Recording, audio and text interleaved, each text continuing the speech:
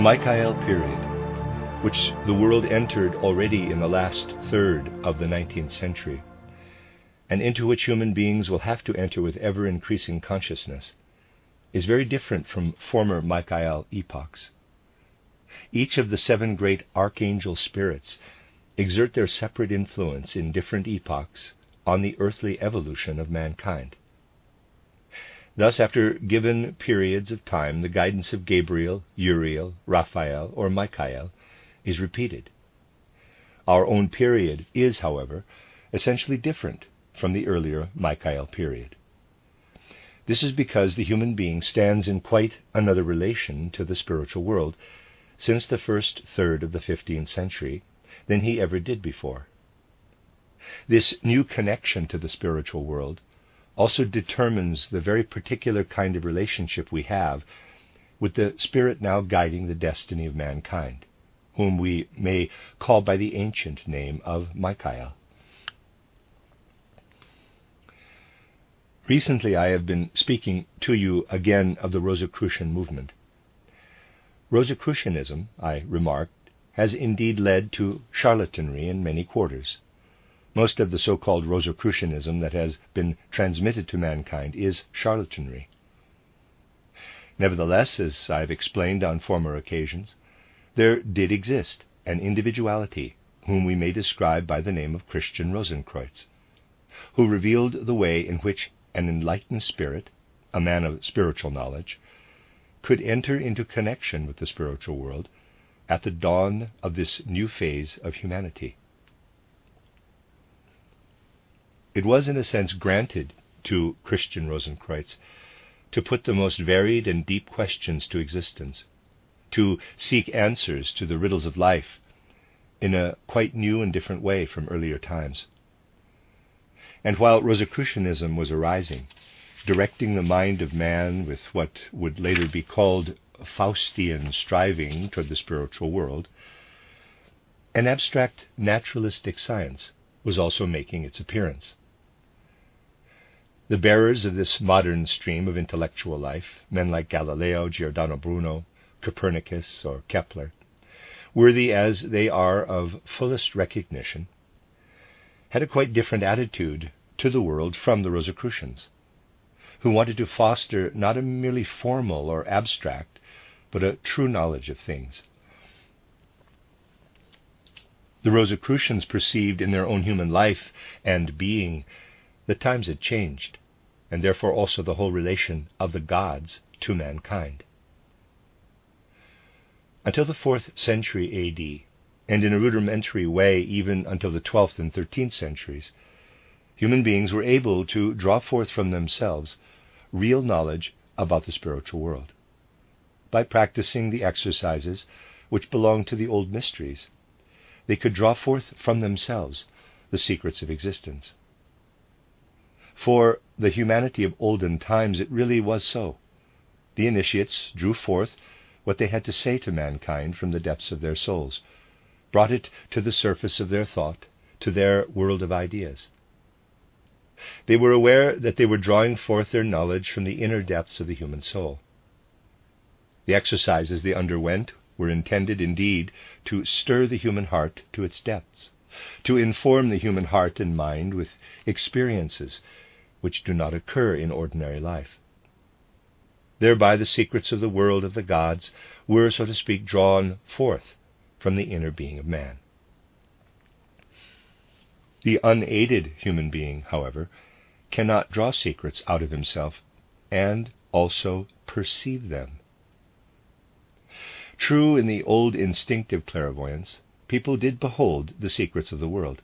They saw them in imagination. They heard and perceived them in inspiration. They united themselves with them in intuition. These things, however, are impossible so long as one merely stands there alone, just as little as it is possible for me to draw a triangle without a board. The triangle I draw on the board portrays to me what I bear in a purely spiritual way within me. The triangle as a whole, all the laws of the triangle, are in me. But when I draw the triangle on the board, I bring home to myself what is really there within me. So it is when we make external diagrams. But when it is a question of drawing real knowledge out of the human being, in the manner of the ancient mysteries, this knowledge too must, in a certain sense, be written somewhere. To be perceived, such knowledge must be inscribed in what has been called from time immemorial the astral light, in quotes, the fine substantiality of the akasha. Everything must be written there. One must be able to develop this faculty of writing in the astral light. This faculty has depended on many and varied things in the course of human evolution. Let us, for the moment, leave the very ancient times on one side. During the first post-Atlantean epoch, the ancient Indian, things were somewhat different. I will begin, rather, with the ancient Persian epoch, as described in my title Occult Science, an outline, readers aside, also known as an outline of esoteric science, end of readers aside. At that period, there was an instinctive clairvoyance and knowledge of the divine spiritual world. This knowledge could be written in the astral light so that the human being could also behold it, because the earth, the solid earth, afforded resistance. The writing itself is done, of course, with the spiritual organs, but these organs also require something to offer them resistance. The things that are thus seen in the spirit are naturally not inscribed on the earth itself. They are written in the astral light. But the earth acts as a ground of resistance. Because the seers of the ancient Persian epoch could feel the resistance of the earth, the perceptions they drew forth from their inner being grew into actual visions. In the next, the Egypto-Chaldean epoch, all the knowledge that the initiates drew forth from their souls could be written in the astral light by virtue of the fluid element. Try to form a clear picture of this process. The initiate of the ancient Persian epoch looked to the solid earth. Wherever there were plants or stones, the astral light reflected back to him his inner vision. The initiate of the Egypto-Chaldean epoch looked into the sea, into the river, or into the falling rain, the rising mist. When he looked into the river or the sea, he saw the enduring secrets. Those secrets, on the other hand, which relate to the transient, to the workings of the gods in transient things, he beheld in the downpouring rain, or the ascending mist. You must fully imbue yourselves with the idea that the ancients did not have our prosaic and mundane view of mist and rain. These said much to them, revealed to them the secrets of the gods. Then in the Greco-Latin period, visions were there like a fata morgana in the air. The Greek saw his Zeus, his gods, in the astral light, but he had the feeling that it only reflected the gods to him under the proper conditions. Hence he assigned his gods to special places, places where the air could offer the proper resistance for making inscriptions in the astral light. And so it remained until the 4th century A.D. Even among the first fathers of the Christian Church, and notably the old Greek fathers, there were many, as you may even prove from their writings, who saw this fata morgana of their own spiritual visions in the astral light through the air's resistance. Thus they had clear knowledge of the fact that the Logos, the divine word, arose out of man and revealed himself through nature. But in the course of time this knowledge faded and grew feeble. Echoes of it still continued in a few specially gifted persons until the 12th or 13th century. But when the age of abstract knowledge came, when people came to rely only on logical sequences of ideas and the results of sense observation, then neither earth, nor water, nor air afforded resistance, but only the element of the warmth ether. It is unknown, of course, to those who are completely wrapped up in their abstract thoughts, that these abstract thoughts are also written in the astral light. They are written there indeed, but in this process the element of the warmth ether provides the sole resistance. Now remember once more that in the ancient Persian epoch, the solid earth provided the resistance for people to behold what was written in the astral light.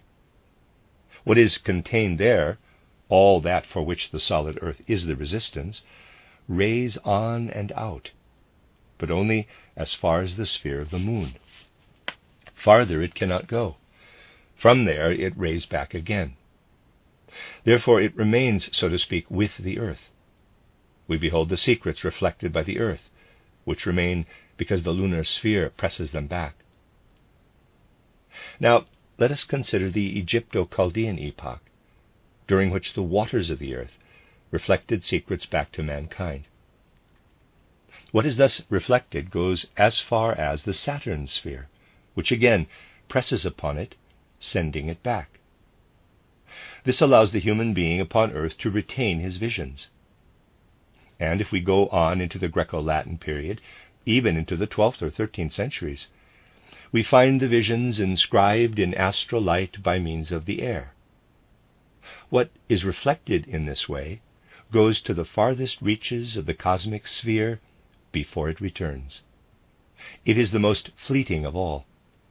Yet by means of it, the human being still remains united with his visions.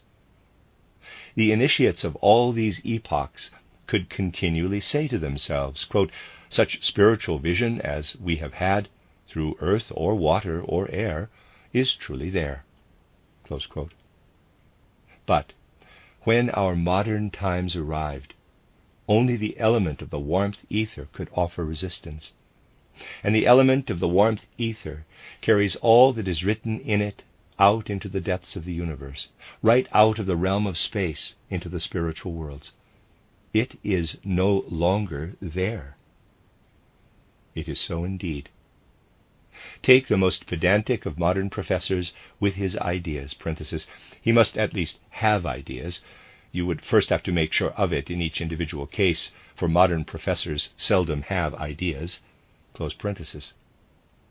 But if he has ideas, then they are inscribed through the warmth ether into astral light. Now, the warmth ether is transient and fleeting. All things become merged and fused in it at once, and go out into cosmic distances. Such an individual as Christian Rosenkreuz knew that the initiates of olden times had lived with their visions, knew that they had strengthened their vision through the knowledge that it was reflected somewhere in the heavens, whether in the moon sphere, the planetary sphere, or at the end of the cosmos. But now, nothing at all was reflected. For immediate, wide-awake vision, nothing at all was reflected. Now people could come up with ideas about nature. The Copernican cosmology could arise. All manner of ideas could be formed, but they were scattered in the warmth ether out into the depths of the universe. So then it came about that Christian Rosenkreuz, through inspiration by a higher spirit, found a way to perceive the reflected radiation after all, in spite of the fact that it was only the warmth ether's reflection. To make this possible, other conditions of consciousness, dim, subconscious, and sleep-like, were called into play, conditions in which the human being is normally outside his body. Then it could be perceived that modern abstract ideas are inscribed, not, it is true, in the realm of space, but in the spiritual world. This, therefore, was the remarkable outcome for the Rosicrucian movement. As though, standing between two worlds, they made themselves acquainted with all that could be discovered about nature in this epoch. They received it into themselves and assimilated it as only a human being can. They enhanced into true wisdom what for the others was only science. Holding it in their souls, they tried to pass over into sleep in highest purity, and after intimate meditations. Then the divine spiritual worlds, no longer the far reaches of the spatial universe, but the divine spiritual worlds, brought back to them in a spiritually real language what had been conceived at first in abstract ideas. The Copernican cosmology was taught in Rosicrucian schools, but its ideas also came back in special states of consciousness, in the form I explained here during the last few days. It was the Rosicrucians, above all, who realized that what one receives in the modern form of knowledge must first, so to speak, be offered to the gods, so that they may translate it into their language and give it once more to human beings. Such a process is still possible. It is so indeed, my dear friends. You may take up the initiation principle of Rosicrucianism and study the system of Haeckel with all its materialism. Study it, and at the same time permeate yourselves with the methods of cognition indicated in title Knowledge of the Higher Worlds, How is it Achieved? Take what you learn in Haeckel's title Anthropogenesis, on the ancestors of man. In that form it may very likely repel you. Learn it nevertheless. Learn all that can be learned about it by outer natural science, and carry it up to the gods. Then you will receive what is related about evolution in my title Occult Science. Such is the connection between the feeble, shadowy knowledge which we can acquire here with our physical body, and what the gods can give us by means of this knowledge, if we make the right preparations in the right spirit.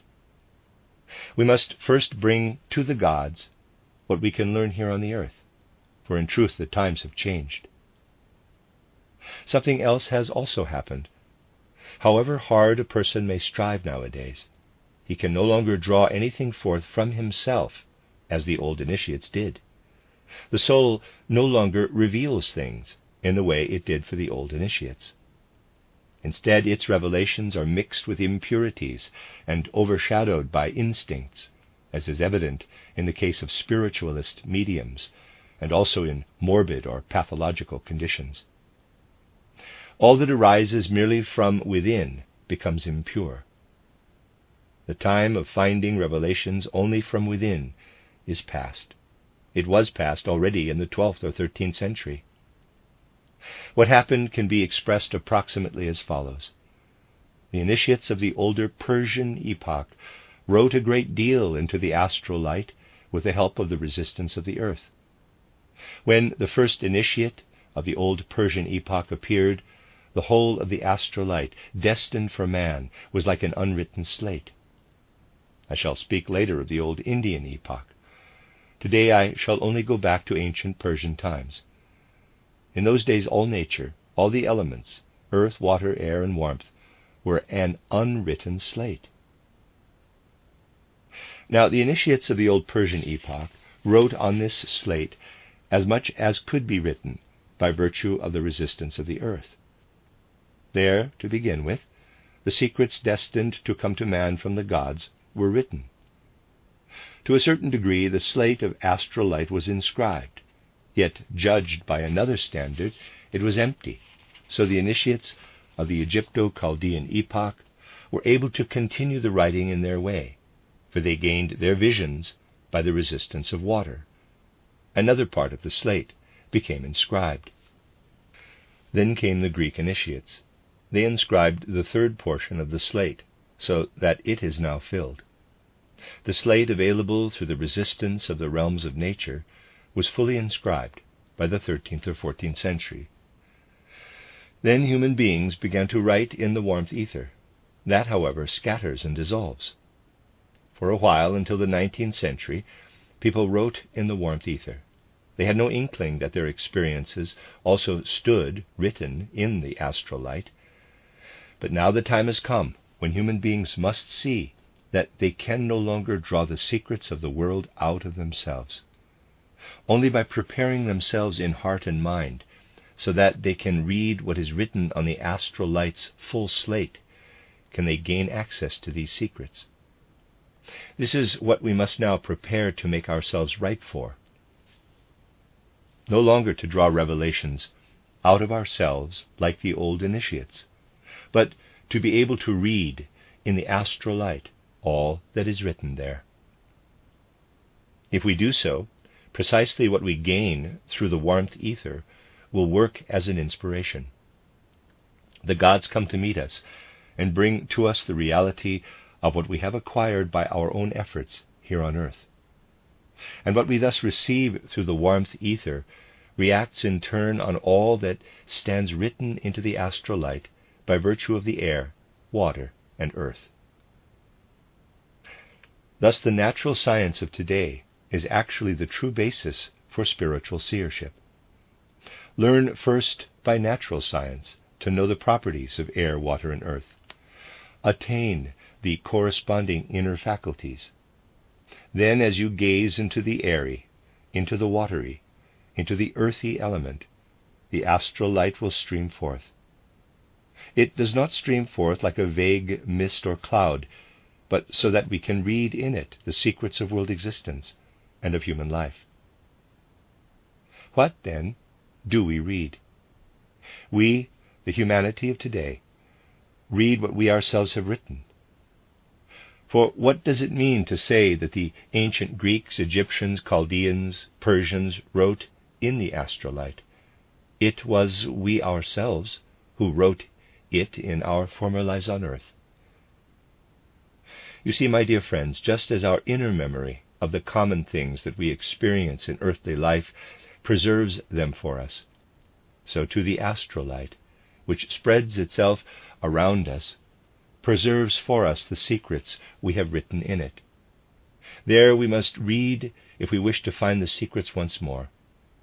It is a kind of evolution memory which must arise in mankind.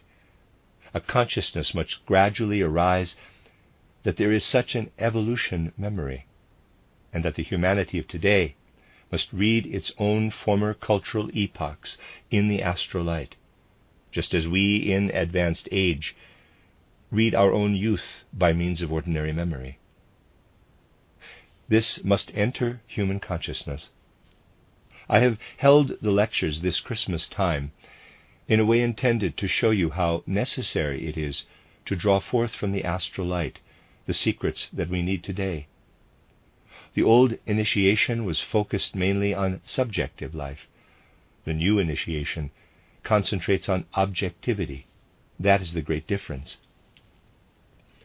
All the secrets with which the gods endowed the subjectivity of the human being are written into the outer world. What they implanted in his sentient body came out during the old Persian epoch. What they implanted in his sentient soul came out in the Egypto-Chaldean epoch.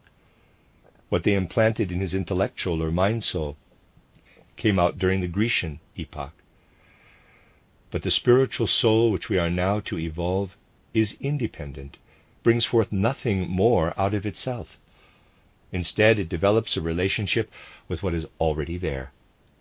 As human beings, we must find our humanity again in the astral light. The peculiarity of the Rosicrucian movement is that in a time of transition it had to limit itself to entering into certain dreamlike conditions, to dream, as it were, the higher truth of what science discovers here in nature in a calculated and sober way. But since the beginning of the Michaelic epoch, since the end of the 1870s, what was thus attained in the time of the old Rosicrucians can now be attained in a conscious way. Today, therefore, we no longer need that other condition which was half-conscious. What we need instead is a state of enhanced consciousness. Then, with the knowledge of nature which we acquire, we can enter into the higher world. And this knowledge descends toward us. We read again what has been written in the astral light. And as we do so, it emerges and descends to meet us in spiritual reality. And when we carry up into a spiritual world the knowledge of nature attained here, or the creations of naturalistic art, or the religious sentiments working naturalistically in the soul, even religion has become naturalistic nowadays, then if we develop the necessary faculties, we actually encounter Michael. So we may say that the old Rosicrucian movement is characterized by the fact that its most illumined spirits had an intense longing to meet Michael. But they could only do so in the realms of dream. Since the end of the last third of the 19th century, however, human beings can meet Michael in the spirit in a fully conscious way. But Michael is a being who reveals nothing if we do not bring him something from our diligent spiritual work on earth. Michael is a silent spirit, silent and taciturn. Other ruling archangels are talkative spirits, in a spiritual sense, of course, but Michael is taciturn. He is a spirit who speaks very little. At most he will give sparing indications, for he does not communicate with us so much through the word as, if I may so express it, through his gaze, the power and direction of his gaze. This is because Michael concerns himself most of all with what human beings create out of the spirit. He lives with the consequences of all that humanity creates. The other spirits live more with the causes, whereas Michael lives more with the consequences. The other spirits kindle in man the impulses for what he should do. Michael will be the true spiritual hero of freedom. He leaves human beings free to act, then takes the results of their deeds and carries them on and out into the cosmos, to continue in the cosmos what human beings themselves cannot yet achieve. We can have the feeling about other beings of the hierarchy of the archangeloi that they give us the impulses to do this or that. In a greater or lesser degree, such impulses come from them. Michael, on the other hand, is the spirit from whom no impulses come, to begin with. For his characteristic period of rulership, which is now coming, is one in which things occur out of human freedom. But when a person does something out of spiritual activity or inner freedom, consciously or unconsciously kindled by reading the astral light, then Michael carries the human earthly deed out into the cosmos, so that it becomes cosmic deed. Michael cares for the results. The other spirits care more for the causes. However, Michael is not only a silent, taciturn spirit. He meets us with a very clear gesture of rejection for many things which the human being of today still holds firmly to. For example, all knowledge about human, animal, or plant life which lays stress on inherited characteristics, on all that is inherited in physical nature, is, we feel, repelled and rejected by Michael. He means to show by this that such knowledge is no help to us in the spiritual world. Only what we discover in the human, animal, and plant kingdoms that is independent of purely hereditary nature can be lifted toward Michael. Then we receive not the eloquent gesture of deprecation, but the look of agreement, which tells us that it is a fitting thought, one acceptable to cosmic guidance. For this is what we learn increasingly to strive for, to meditate in such a way as to strike through to the astral light and see the secrets of existence, and then to come before Michael and receive his approving look, which tells us, quote, that is just, that is right, before the cosmic guidance. Close quote. Michael also sternly rejects all separating elements, such as the human languages. So long as we only clothe our knowledge in the outer forms of language, rather than lifting it right up into the realm of thought, we cannot come near Michael. In the spiritual world, today, therefore, a most significant battle is taking place. For on the one hand, the Michael impulse has entered the evolution of humanity. The Michael impulse is there. But there is still, on the other hand, much in the evolution of humanity that will not receive this impulse of Michael, that wants to reject it. Nationalistic feelings, for example, which flared up in the 19th century and became strong in the 20th, stronger and stronger. By the principle of nationalism, Many things have been ordered, or rather disordered, in the most recent times. Disordered is truly the right word. All this is in terrible opposition to the Michael principle. All this contains ahrimanic forces which strive against the influence and impulse of Michael forces upon the earthly life of man. One can see this battle, the ahrimanic spirits storming upward, trying to carry upward what results from the impulses of inherited nationality, which Michael sternly rejects and repels.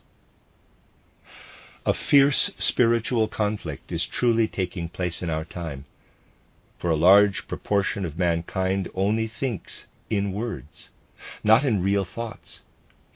And to think only in words is no way to Michael. We only come to Michael when we get through the words to real inner experiences of the Spirit, when we do not hang on the words but arrive at real inner experiences of the Spirit. This is the very essence, the secret of modern initiation, to get beyond the words to a living experience of the spiritual. It is not contrary to a feeling for the beauty of language. Precisely when we no longer think in language, we begin to feel it. We begin to have it streaming in us and out from us as an element of feeling. That, however, is a thing which people of today must still strive for. Perhaps, to begin with, they cannot attain it in speech, but through handwriting. For it must be said that people today do not own writing. It owns them.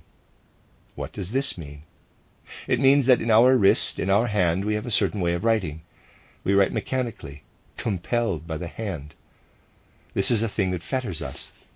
We only become unfettered when we write as we paint or draw, when every letter beside the next becomes something drawn. Then there is no longer what is ordinarily called a handwriting. Instead, we draw the form of the letter. Our relation to the letter is then objective.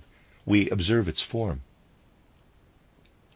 For this reason, strange as it may sound, in certain Rosicrucian schools, learning to write was prohibited until the 14th or 15th year of age, so that the form, the mechanism which comes to expression in writing, did not enter the human organism.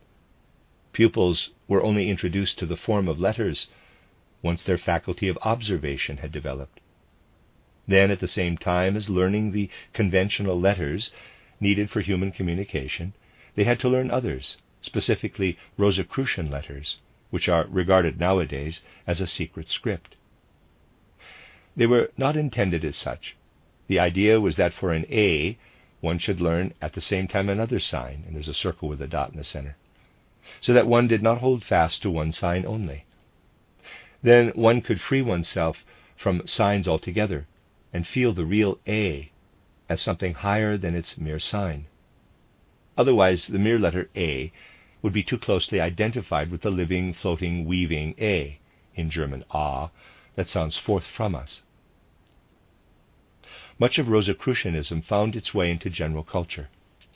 One of its fundamental principles was that from the small circles in which they were united, the Rosicrucians went out into the world, generally working as doctors. But alongside their medical practice, they spread knowledge of many things in the wide circles into which they came. Moreover, with such knowledge, certain beliefs and feelings were spread. We find them wherever the Rosicrucian stream has left its traces. Sometimes they even assume grotesque forms. One such feeling regarded our modern forms of writing, and printing even more so, as a black art. In actual fact, nothing hinders us more from reading in the astral light than ordinary writing. This artificial and fixed way of rendering experience is a great hindrance to reading in the astral light. One must always first overcome the obstacle of ordinary writing when one wants to read in the astral light. This leads me back to something else which I mentioned some while ago. In the formation of spiritual knowledge, one must always be present with full inner activity. I confessed that I have many notebooks in which I write or draw the results I come to. I generally do not look at them again. Yet by calling into activity not only the head, but the whole human being, knowledge and perceptions come forth, which take hold of one. Whoever adopts this process gradually accustoms himself not to care so much for what he sees physically, that is already fixed, but to remain in the activity, in order not to spoil his faculty of seeing in the astral light. It is good, therefore, when one fixes things in ordinary writing, to hold back from close identification with the script itself, either by, in quotes, drawing the letters in an artistic way as though painting them, or by not looking back at what one has written.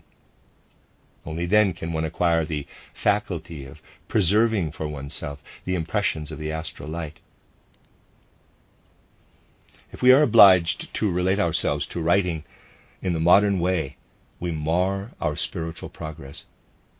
For this reason, great care is taken in our Waldorf school educational method to protect the human being from such an extreme exposure to writing as is current in the ordinary educational methods of today.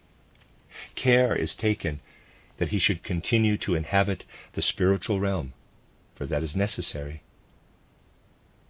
The world must once more come to adopt the initiation principle and integrate it with the other principles of civilization. Only then will the human being on earth be able to gather in his soul something with which he can go before Michael, so as to meet with Michael's approving gaze, which says, quote, "That is just before the universe," close quote. Then the will is strengthened and made firm, and the human being is incorporated in the spiritual progress of the world. Then man himself works in harmony with the impulses which Michael will instill into human and earthly evolution in the Michael epoch now beginning.